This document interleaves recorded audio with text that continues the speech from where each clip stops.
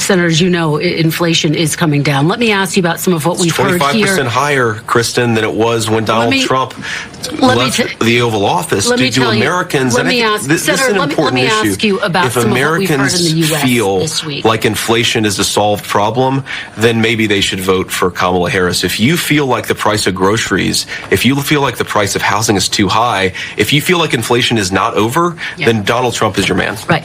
There's no doubt folks believe that groceries are too high. Just making the point that inflation has come down. I agree with those Let me folks. ask you. So this week we learned that China was behind a broad hacking campaign targeting the phones of both presidential campaigns, highlighting the threat that China poses to this country. And yet Donald Trump recently called his domestic political opponents, quote, the enemy from within, and said they are more dangerous than Russia and China. Do you believe that people like Adam Schiff and Nancy Pelosi are more dangerous than Russia and China? Well, I think what Donald Trump said is that those folks pose a greater threat to United States' peace and security. Like we say, it's a bunch of them, a whole list of them.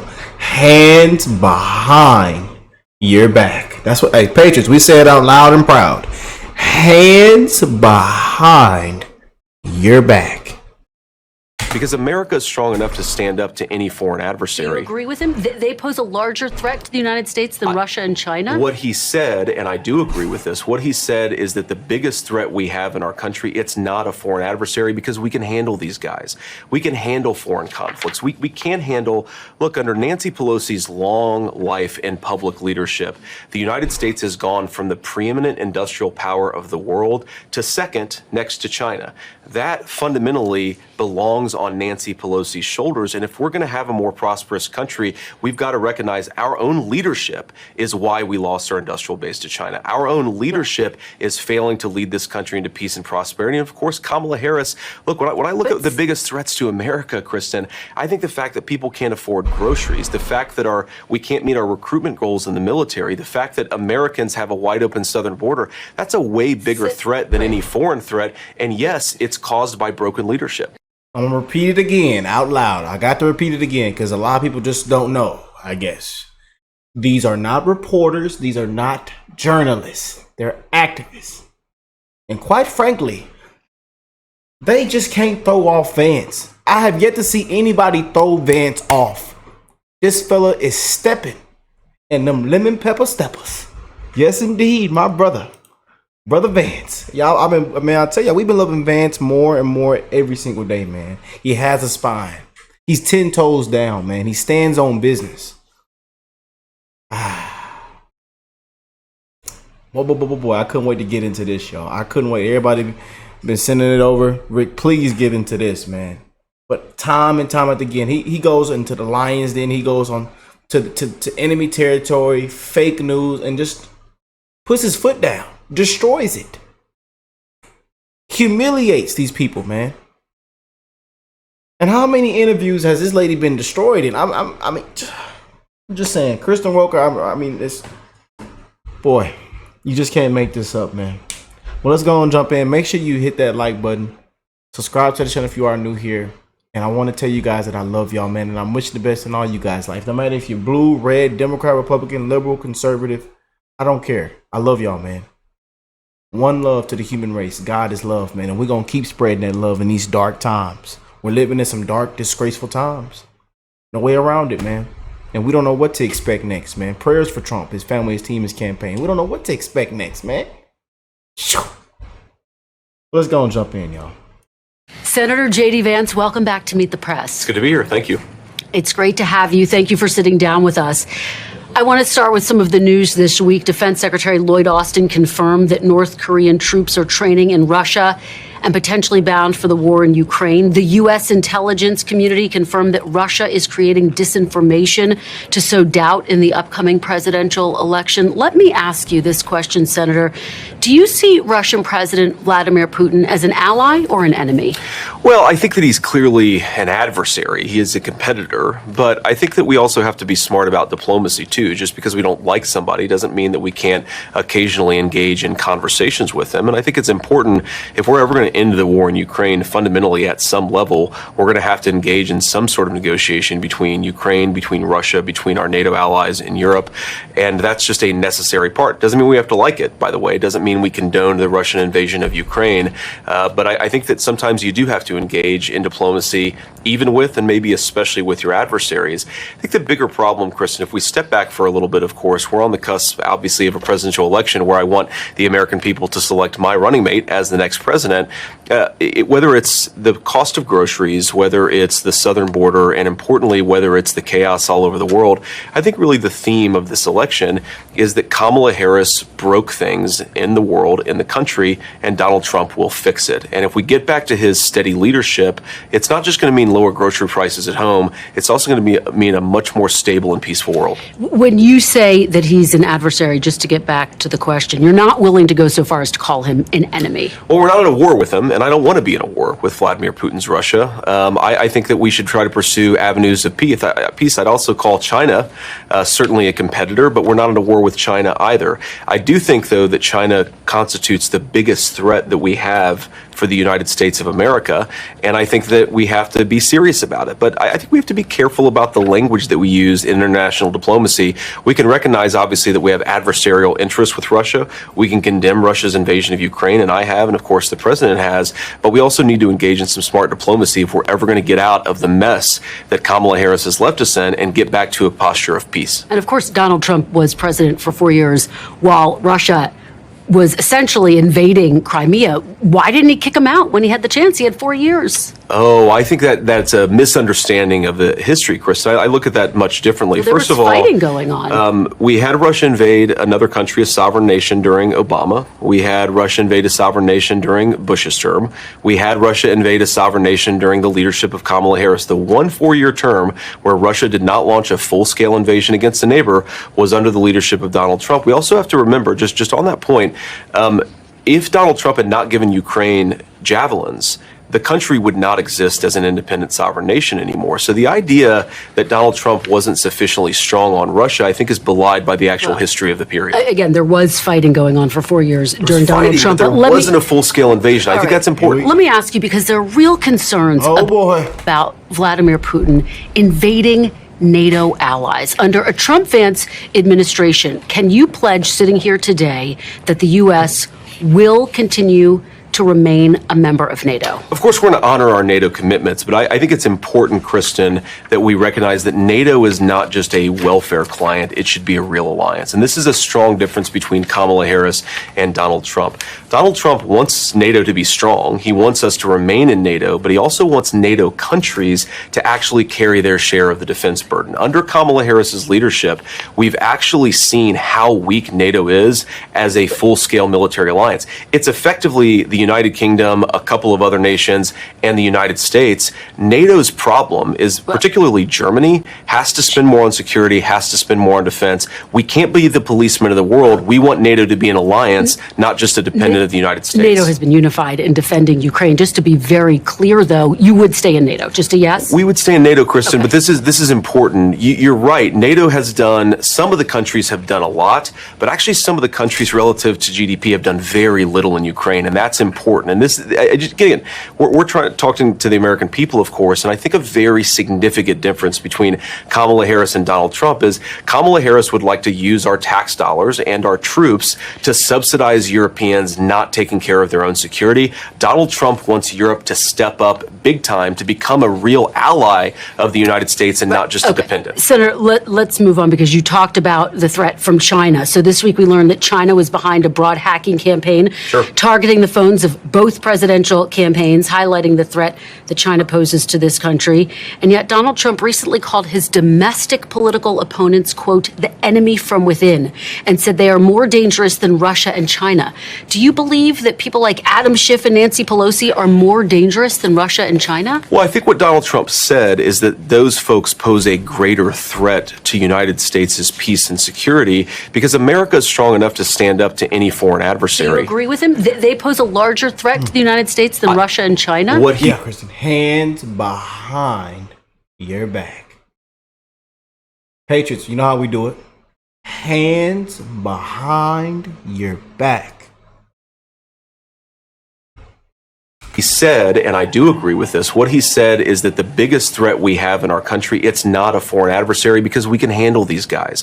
We can handle foreign conflicts. We can't handle, look, under Nancy Pelosi's long life in public leadership. Excuse me, ma'am, breathe in this walkie-talkie for us. Blow in this walkie-talkie.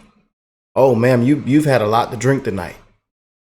Hands behind your back. The United States has gone from the preeminent industrial power of the world to second next to China. That fundamentally belongs on Nancy Pelosi's shoulders. And if we're going to have a more prosperous country, we've got to recognize our own leadership is why we lost our industrial base to China. Our own leadership is failing to lead this country into peace and prosperity. And of course, Kamala Harris, look, when I look at the biggest threats to America, Kristen, I think the fact that people can't afford groceries, the fact that we can't meet our recruitment goals in the military, the fact that Americans have a wide open southern border, that's a way bigger threat than any foreign threat. And yes, it's caused by broken leadership. And yet, Senator, as you know, inflation is coming down. Let me ask you about some of what we see. You see, this is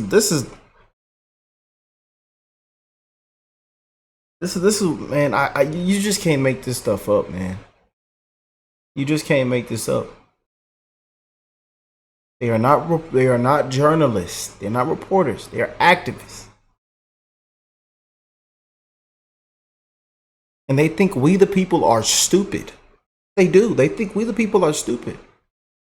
25% higher, Kristen, than it was when Donald Trump left the Oval Office. Do Americans, and this is an important issue. Ask you about if some Americans of what we've heard in the US feel this week. like inflation is a solved problem, then maybe they should vote for Kamala Harris. If you feel like the price of groceries, if you feel like the price of housing is too high, if you feel like inflation is not over, then Donald Trump is your man. Right. There's no doubt folks believe that groceries are too high. Just making the point that inflation has come down. I agree with those Let me folks. ask you about some of what we've heard here in the U.S. this week. Donald Trump's longest-serving chief of staff, General John Kelly, said Donald Trump is a fascist. He echoed comments made by the chairman of the Joint Chiefs of Staff, General Mark Milley, who also called him a fascist. When two four-star generals who worked so closely with Donald Trump call him a fascist, why shouldn't voters believe them, Senator? Well, I think that Mark Milley and John Kelly are both disgruntled former employees, and very many of the things that they accused Donald Trump of, people who were in the room at the time some of those comments were made, they have said explicitly Donald Trump didn't say the things that he was accused of. And look, Donald Trump was already president for 4 years. If he was what John Kelly said he was, then why did Donald Trump deliver peace and prosperity? He didn't arrest his political opponents, as Kamala Harris and her Department of Justice have in fact done. There's no evidence of that, Senator, that Kamala Harris has arrested their political opponents. The Department of Justice has not been going after political opponents? Senator, there's no... No, don't know. Everybody knows. Everybody knows, man. Everybody knows. We're in a banana republic. Bananas out in the middle of the street, kangaroos jumping at the intersection. The current Department of Justice, under the leadership of Kamala Harris and Joe Biden, has absolutely been going after the political opponents of the current Democratic Party. I think that's a disgrace, but it's happening. There's no evidence that the DOJ is going after their political opponents. Donald Trump was indicted by federal grand juries. Let me ask you, though, you said that they're disgruntled employees. Trump praised both Kelly and Milley. In fact, he said Kelly was, quote, one of the best people I've ever worked with. In addition to those two, Trump's national security advisors, two defense secretaries, even his vice president all say he's unfit to be president. Why should the American people hire Donald Trump when the people who worked most closely with him say that he's unfit to serve? The people who worked most closely with him, most of them are supporting this ticket. You mentioned one person, two people, a disgruntled ex-employee, Kristen, who Donald Trump fired. He said something nice about him, and then he fired him, and now that person's attacking Donald Trump. But I think this is important because I think the American media has to be honest. Why is it, Kristen, that John Kelly doesn't like Donald Trump? It's not about personality. It's about policy. And I think the American people have the right to know that Donald Trump rejected the John Kelly, the Mark Milley consensus that America should be the policeman of the world. And because that, these folks hate him. If Donald Trump wanted to start a nuclear war with Russia, I guarantee you that John Kelly and Liz Cheney would be at the front of the line endorsing him. But I think the media misses something really important. This disagreement is not about personalities. This disagreement is because John Kelly didn't like the peace through strength policy of Donald Trump. I do, and I think the American people serving chief of staff, and Donald Trump says he only hires the best people. I got to keep moving, though, because our time is very limited. Former Vice President Mike Pence said, quote, President Trump asked me to put him over my oath to the Constitution. Anyone who puts himself over the Constitution should never be president of the United States.